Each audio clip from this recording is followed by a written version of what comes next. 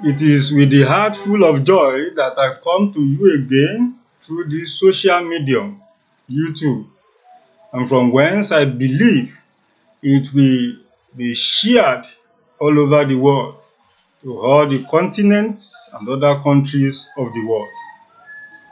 What I want to share with you briefly is, please make use of resources at your disposal now. Please make use of resources at your disposal now. I saw something on the social media, maybe WhatsApp status or from vk.com, a Russia social media. I'm not too sure of the two sites. But what I saw from the site is this. I saw a man was standing on heaps of ladder, different ladder. He piled it up together, not well arranged, and the man was standing on it. And he was trying to climb the wall to take something. So he was standing on heaps of ladder. He couldn't make use of the appropriate use of the heap of ladder. Therefore, his hand cannot get to what he wants to possess. He cannot acquire what he desires to possess. And therefore, just like the medical terminology we say, suffering in the midst of plenty. The man was suffering in the midst of plenty. He was languishing. He was still looking for more ladder or more planks to be put on the conglomerate of ladders, association of ladders which he has placed down. He is still looking for other things to be added on it so that he will be able to climb the wall and get what he wants to get. As he continues in this position, things continue to elude him. Things continue to be elusive unto him. You can see from this picture that the man has many things at his disposal, yet he did not know how to make use of the things he possessed. Therefore, what he aims at attaining, what he aims at touching, what he aims at getting, he couldn't get because he is suffering in the midst of plenty. He did not make use of resources at his disposal, and things were eluding him. Many people are like that in the world. So many people have failed to make use of the resources at their disposal, and thereby they keep on lacking, they keep being in need. They continue in their position of lack because they have failed to make use of the resources at their disposal. Some people, like the picture I have painted, which I saw on the social media, may not know the importance of that thing. And if a person does not know the importance of a thing, the use of something, such a one will keep on being in lack. Because, take as instance, the most respected prophet in the land of Israel, the prophet who led the people of Israel out of Egypt, was leading them into their promised land, Prophet Moses. The Bible said, when they get to Mara, the people were thirsty and they couldn't drink. Exodus chapter number 15, verses 23 through 25. When they get to the place called Mara, the water was bitter and the people were thirsty. Therefore, they talked to Moses about this. And he too, he did not know about a tree there that could change the status of the water, and they would have been in lack for hours before he now prayed, and God opened his eyes that he should use that stick, and the miracle happened. So what one is in ignorant of, what one does not know its importance, will keep that person in perpetual need or want. So the person, even in the midst of plenty, the person in the midst of resources will still be in need, will still be in lack. The same thing happens to many people in the world. They do not consider the matter of salvation to be important. And so, people have been saying, when they hear the gospel, they will say, how will they be saved? They will say, who will go to heaven to them? For them? They will say, who will do this for them? But really in oblivion of the means of salvation. And this perhaps may be because some people, or through the means whence they have heard the message of the gospel, it is not properly itemized unto them. Therefore, they continue to be in oblivion, in ignorance of the matter of salvation. So, they have failed to make use of the resources at their disposal. And the resource at their disposal is Jesus Christ. You too may have been thinking, how will you be saved? I have been hearing this word of salvation for long. I have been reading this, I have been reading that. I have been watching it on social media and the likes like that. Yet, you are yet indecisive. You are yet to make use of that resources. You are yet to be saved. The resources at your disposal, which God wants you to make use of so that you will be saved, is the name of Jesus. God has given us the name of Jesus. The Bible says, for God hath highly exalted him and given him a name that is above all names. At the name of Jesus, every knee should bow. Philippians chapter 2, verse 9 through 11. Every knee should bow, of things in heaven, things on earth, and things beneath the earth, and that every tongue confesses that Jesus is the Lord, to the glory of God the Father. God has given us that name. Through the name of Jesus, you can approach God. You can call unto him. Now, God, I am a wretched sinner.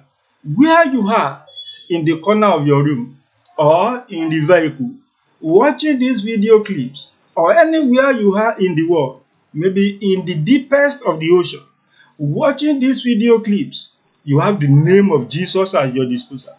God has given you that name. You have direct link to God, to talk to God. Talk to him about your sin. Now, God, I am a wretched sinner, and I am ready to leave my sins. I am ready to forsake them and never to go back to those sins again. There was a history, an account in the book of Luke chapter 19 of a man who makes uses of the resources at his disposal.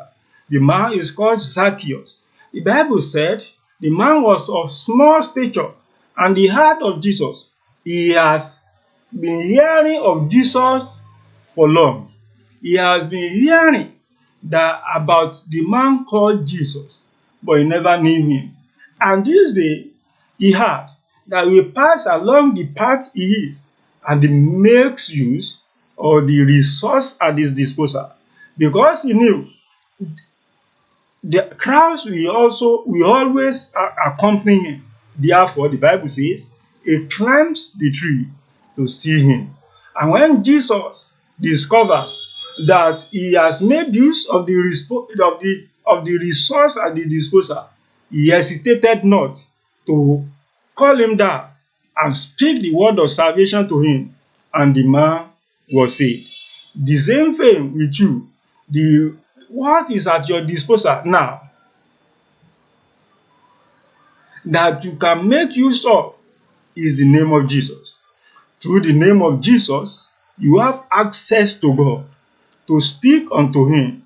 The Bible says, Jesus said, whatsoever we ask in Jesus' name, in my name, God will do it. So you have the name of Jesus.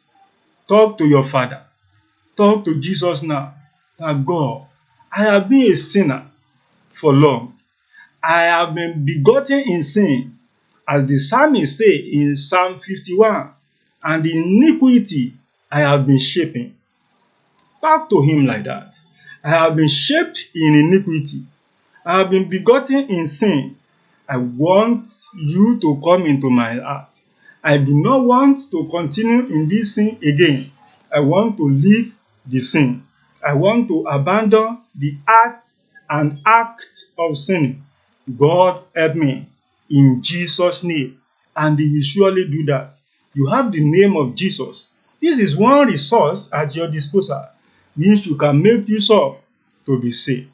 Another thing that you can make use of, another resource at your disposal to make use of, is the blood of Jesus. The blood of Jesus.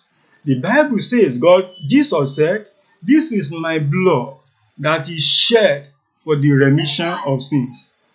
The blood of Jesus has been shed for remission of sins. The blood of Jesus has been shed to wash our sins away. You need to use this resource and purify yourself by the blood of Jesus. Get your heart and life sanctified by the blood of Jesus. Sprinkle the blood of Jesus over your body, spirit, soul, mind, and body, so that it becomes clean. When you apply the blood of Jesus, just like a painter, you apply paint on the wall. Apply the blood of Jesus on your heart, and the blood, apply it by faith, and you will surely see the difference. The blood of Jesus will wash away your sins. The blood of Jesus will purify you. The blood of Jesus will make you new. That is another thing you must make use of, another resource that you must make use of so that you be saved. The other resource for you to be saved is the word of God. The word of God.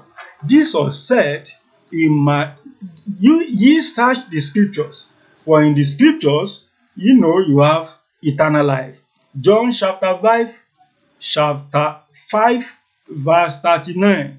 In the scriptures we understand more of God. In the scriptures we learn more of God. So study the scriptures. Make use of the scriptures. Get a Bible, either soft copy or hard copy. Get a Bible. Be subsumed in reading the Bible. Read the Bible, and you will see a whole lot of differences, a whole lot of changes that will come upon you if you read your Bible. So these resources are for you to be saved. They are not for you to glorify Him alone. But to be saved. You can glorify in them if you are saved. But if you are not saved and you are glorifying them, saying that by the blood of Jesus you overcome the enemy, yes, we can overcome it, because God will not deny His word. By the blood of Jesus, I did this, I did that. By the name of Jesus, I possess this, I possess that. Remember, in the book of Matthew, chapter 7, the Bible says, some will come to me in that day, and they will say, in the name of Jesus, I have done this and that. And he will expressly tell them, depart ye from me, ye workers of iniquity.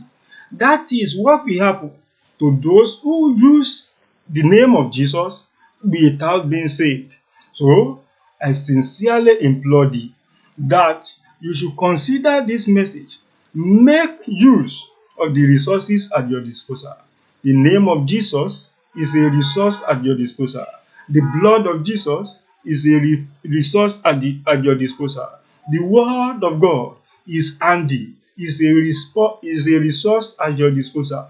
With God, all this, God wants you to make use of, so that you will be saved, so that you will become his son, so that you will become his own. The blood of Jesus is like a seal, like a seal, like a seal.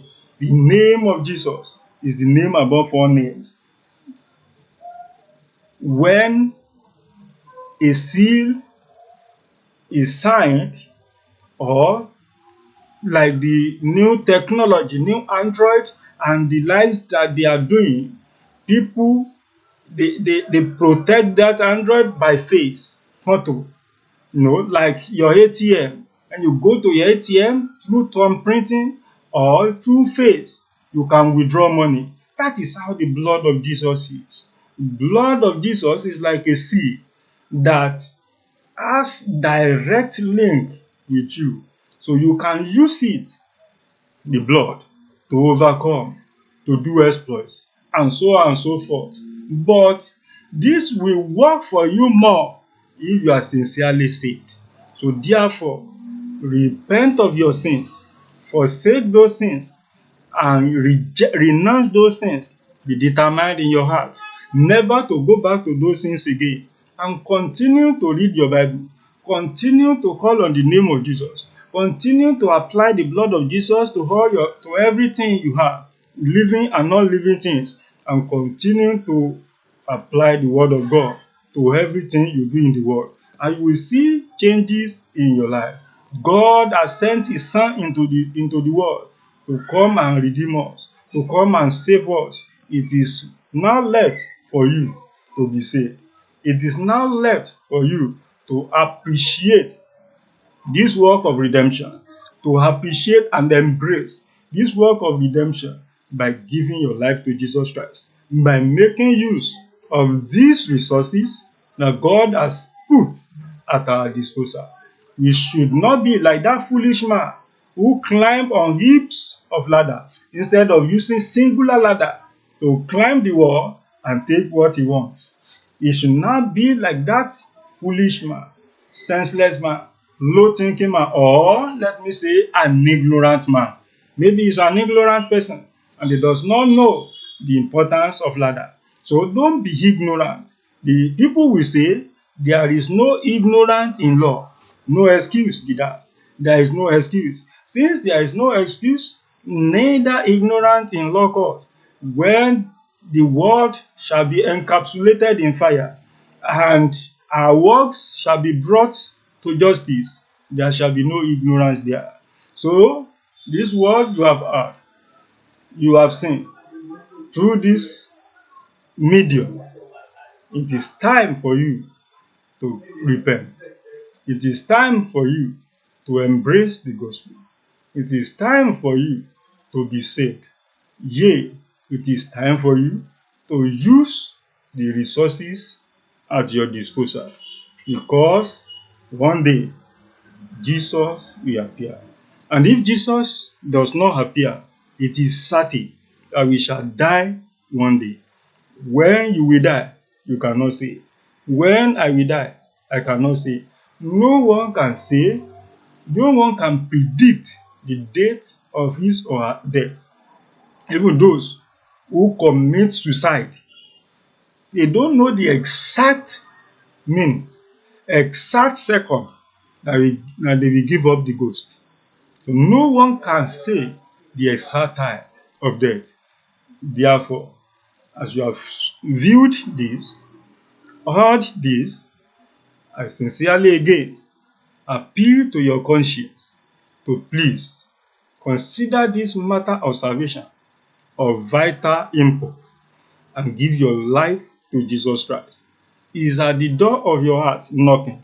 He wants you to open the door unto him, and you use the name of Jesus to pray unto him. That in Jesus' name, I invited you into my heart. In Jesus' name, I say today that you will not go back to those things.